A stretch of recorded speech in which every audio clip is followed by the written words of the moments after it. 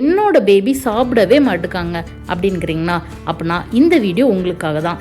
ரீசெண்டாக என்னோட பேபிக்கு ராகி ஆப்பிள் நான் மிக்ஸ் பண்ணி ஒரு பேன் கேக் மாதிரி செஞ்சு கொடுத்தேன்.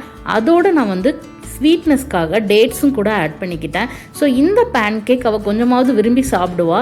நார்மலாக அவள் ஃபுட் அவாய்ட் பண்ணிக்கிட்டே இருப்பாள். ஸோ இந்த மாதிரி ஏதாவது நம்ம ஸ்பெஷலாக செஞ்சு கொடுத்தோம்னா அவள் கொஞ்சமாவது விரும்பி சாப்பிடுவோம். ஃபஸ்ட்டு ஆப்பிள் வித் டேட்ஸ் பாலோட நல்லா கிரைண்ட் பண்ணி எடுத்துக்கணும்.